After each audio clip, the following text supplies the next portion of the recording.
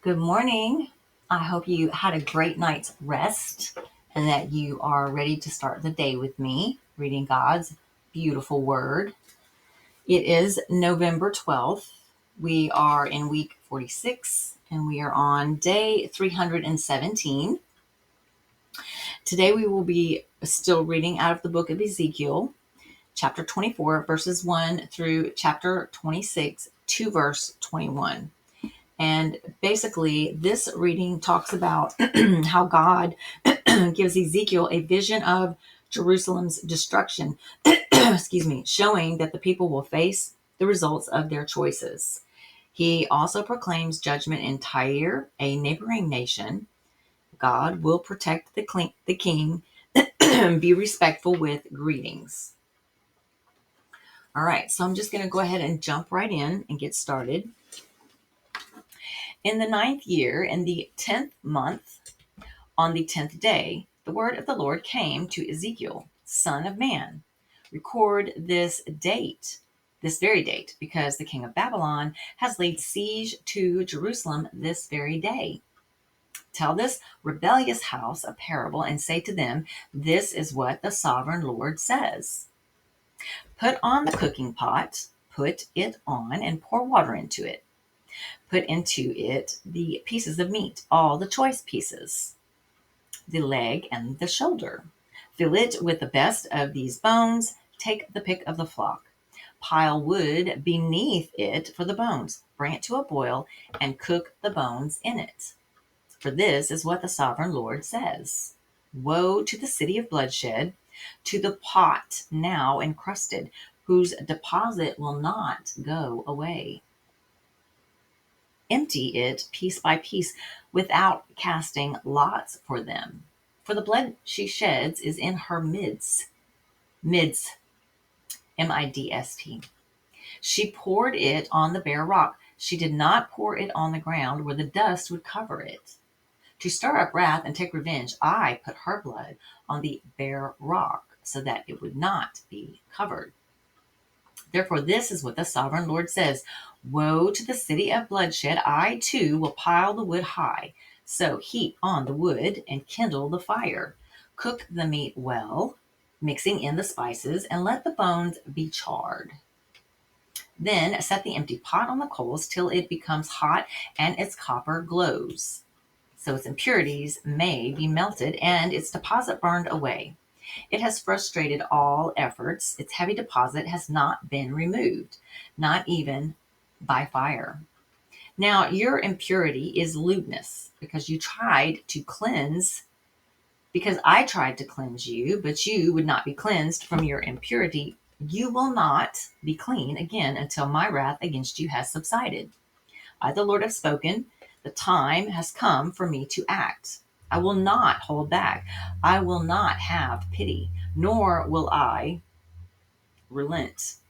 You will be judged according to your conduct and your actions, declares the sovereign Lord. The word of the Lord came to me. Son of man, with one blow I am about to take away from you the delight of your eyes. Yet do not lament or weep or shed any tears. Groan quietly, do not mourn for the dead. Keep your turban fastened and your sandals on your feet. Do not cover the lower part of your face or eat the customary food of mourners. So I spoke to the people in the morning, and in the evening my wife died. The next morning I did as I had been commanded. Then the people asked me, won't you tell us what these things have to do with us? So I said to them, the word of the Lord came to me. So say to the house of Israel, this is what the sovereign Lord says. I am about to desecrate my sanctuary, the stronghold in which you take pride, the delight of your eyes and object of your affection. The sons and daughters you left behind will fall by the sword, and you will do as I have done. You will not cover the lower part of your face or eat the customary food of mourners. You will keep your turbans on your heads and your sandals on your feet. You will not mourn or weep, but will waste away because of your sins and groan among yourselves. Ezekiel will be assigned to you. You will do just as he has done. When this happens, you will know that I am the sovereign Lord. And you, Son of Man, on the day I take away their stronghold, their joy and glory, the delight of their eyes, their heart's desire, and their sons and daughters, well, on that day a fugitive will come to tell you the news. At that time your mouth will be opened. You will speak with him and will no longer be silent. So you will be a sign to them, and they will know that I am the Lord. The word of the Lord came to me, Son of man, set your face against the Ammonites and prophesy against them. Say to them, hear the word of the sovereign Lord. Because you said, aha, over my sanctuary when it was desecrated, and over the land of Israel when it was laid waste, and over the people of Judah when they went into exile. Therefore, I'm going to give you to the people of the east as a possession. They will set up their camps and pitch their tents among you. They will eat your fruit and drink your milk. I will turn Rabbah into a pasture for camels and Ammon into a resting place for sheep. Then you will know that I am the Lord. For this is what the sovereign Lord says. Because you have clapped your hands and stamped your feet, rejoicing with all the malice of your heart against the land of Israel. Therefore I will stretch out my hand against you and give you as plunder to the nations. I will cut you off from the nations and exterminate you from the countries. I will destroy you, and you will know that I am the Lord. This is what the sovereign Lord says, because Moab and Seir said, look, the house of Judah has become like all the other nations. Therefore, I will expose the flank of Moab, beginning at its frontier towns, Beth Jeshimoth, Baal Meon, and Kirithaim. The glory of that land I will give Moab along with the Ammonites to the people of the east as a possession, so that the Ammonites will not be remembered among the nations. And I will inflict punishment on Moab. Then they will know that I am the Lord. This is what the sovereign Lord says. Because Edom took revenge on the house of Judah and became very guilty by doing so. Therefore, this is what the sovereign Lord says. I will stretch out my hand against Edom and kill its men and their animals. I will lay it waste. And from Timon to Dedan, they will fall by the sword. I will take vengeance on Edom by the hand of my people Israel, and they will deal with Edom in accordance with my anger and my wrath. They will know my vengeance, declares the sovereign Lord.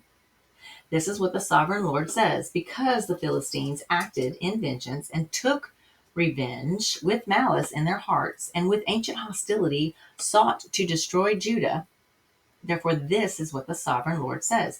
I am about to stretch out my hand against the Philistines, and I will cut off the Kerethites and destroy those remaining along the coast. I will carry out great vengeance on them and punish them. Let me make sure I didn't. And punish them in my wrath. Then they will know that I am the Lord when I take vengeance on them. In the 11th year, on the first day of the month, the word of the Lord came to me. Son of man, because Tyre has said of Jerusalem, aha, the gate to the nations is broken, and its doors have swung open to me. Now that she lies in ruins, I will prosper. Therefore, this is what the sovereign Lord says. I am against you, O Tyre, and I will bring many nations against you, like the sea casting up its waves. They will destroy the walls of Tyre and pull down her towers. I will scrape away her rubble and make her a bare rock. Out on the sea, she will become a place to spread fish nets, for I have spoken, declares the sovereign Lord. She will become plunder for the nations, and her settlements on the mainland will be ravaged by the sword. Then they will know that I am the Lord. For this is what the sovereign Lord says. From the north, I'm going to bring against Tyre Nebuchadnezzar, king of Babylon, king of kings, with horses and chariots, with horsemen and a great army. He will ravage your settlements on the mainland with the sword. He will set up siege works against you, build a ramp up to your walls, and raise his shields against you. He will direct the blows of his battering rams against your walls and demolish your towers with his weapons. His horses will be so many that they will cover you with dust. Your walls will tremble at the noise of the war horses, wagons, and chariots when he enters your gates, as men enter a city whose walls have been broken through. The hoofs of his horses will trample all your streets. He will kill your people with the sword, and your strong pillars will fall to the ground. They will plunder your wealth and loot your merchandise. They will break down your walls and demolish your fine houses and throw your stones, timber, and rubble into the sea. I will put an end and I will put an end to your noisy songs, and the music of your harps will be heard no more. I will make you a bare rock, and you will become a place to spread fish nets. You will never be rebuilt, for I, the Lord, have spoken, declares the sovereign Lord. This is what the sovereign Lord says to Tyre. Will not the coastlands tremble at the sound of your fall? When the wounded groan and the slaughter takes place in you, then all the princes of the coast will step down from their thrones and lay aside their robes and take off their embroidered garments. Clothed with terror, they will sit on the ground, trembling every moment, appalled at you. Then they will take up a lament concerning you and say to you, "Oh, you, how how you are destroyed, O city of renown, peopled by men of the sea. You were a power on the seas, you and your citizens. You put your terror on all who lived there. Now the coastlands tremble on the day of your fall. The islands in the sea are terrified at your collapse. This is what the sovereign Lord says. When I make you a desolate city, like cities no longer inhabited, and when I bring the ocean depths over you and its vast waters cover you, then I will bring you down with those who go down to the pit, to the people of long ago. I will make you dwell in the earth below, as in ancient ruins, with those who go down to the pit, and you will not return or take your place in the land of the living. I will bring you to a horrible end, and you will be no more. You will be sought, but you will never again be found, declares the Lord." Okay, so now we're going to move into New Testament, and we are still in the book of Hebrews. We will be reading out of chapter 11, verses 1 through 16. And this is basically stories of faith. Famous people like Abraham and Sarah trusted God even when they couldn't see the outcome. They lived by faith, looking towards God's promises. So this is going to be somewhat of an example of that. Now, faith is being sure of what we hope for and certain of what we do not see. This is what the ancients were commended for. By faith, we understand that the universe was formed at God's command, so that what is seen was not made out of what was visible. By faith, Abel offered God a better sacrifice than Cain did. By faith, he was commended as a righteous man when God spoke well of his offerings. And by faith, he still speaks, even though he is dead. By faith, Enoch was taken from this life so that he did not experience death. He could not be found because God had taken him away. For before he was taken, he was commended as one who pleased God. And without faith, it is impossible to please God, because anyone who comes to him must believe that he exists and that he rewards those who earnestly seek him. By faith, Noah, when warned about things not yet seen, in holy fear built an ark to save his family. By his faith, he condemned the world and became heir of the righteousness that comes by faith. By faith, Abraham, when called to go to a place where he would later receive as his inheritance, obeyed and went, even though he did not know where he was going. By faith, he made his home in the promised land like a stranger in a foreign country. He lived in tents, as did Isaac and Jacob, who were heirs with him of the same promise. For he was looking forward to the city with foundations, whose architect and builder is God. By faith, Abraham, even though he was past age and Sarah herself was barren, was enabled to become a father because he considered himself faithful, who had made the promise. And so, from this one man, and he, as good as dead, came descendants as numerous as the stars in the sky and as countless as the sand in the seashore. All these people were still living by faith when they died. They did not receive the things promised. They only saw them and welcomed them from a distance. And they admitted that they were aliens and strangers on earth. People who say such things show that they are looking for a country of their own. If they had been thinking of the country they had left, they would have had opportunity to return.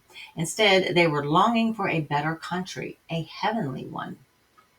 Therefore, God is not ashamed to be called their God, for he has prepared a city for them. All right, now we're going to move on to Psalms, and we're going to read Psalm 110, verses 1 through 7. And this psalm is about God's promise to protect his chosen king, encouraging everyone to trust in God's plan. The Lord says to my Lord, sit at my right hand until I make your enemies a footstool for your feet. The Lord will extend your mighty scepter from Zion. You will rule in the midst of your enemies. Your troops will be willing on your day of battle, arrayed in holy majesty from the womb of the dawn. You will receive the dew of your youth. The Lord has sworn and will not change his mind. You are a priest forever in the order of the Melchizedek. The Lord is at your right hand. He will crush kings on the day of his wrath. He will judge the nations, heaping up the dead and crushing the rulers of the whole earth. He will drink from a brook beside the way. Therefore, he will lift up his head. And last but not least, we have Proverbs chapter 27, verse 14. And it says, if a man loudly blesses his neighbor early in the morning, it will be taken as a curse. And whenever I made my little proverb video, it had a picture of a man outside another man's window back in ancient times. And he was yelling and thinking he was doing a good thing. And basically what I got from that particular proverb is make sure that what you're doing is welcome. Okay. Make sure that it's even something that that person would appreciate, because depending on the time or what you're doing, you might be coming from a good place, but they might not receive it that way. So you should always, make sure that you read the room, and that you are aware of your surroundings, and that you're able to gauge people's emotions and kind of get an idea like if something is appropriate or not. That takes years of experience, and with age, it becomes second nature to be able to, and not all people, but you start to be able to read the room, so to speak, better than when you were younger. But anyways, guys, that concludes today's reading. Thank you again so much for being here with me today. I hope you have a great rest of your day. Please don't forget, if you are new, to like and hit the subscribe button. If you like, it actually helps with the algorithm and it pushes my content to other like-minded subscribers or viewers. So if you want to get this content out and spread the Lord's word, then please hit the like button if you don't mind. I would so deeply appreciate that.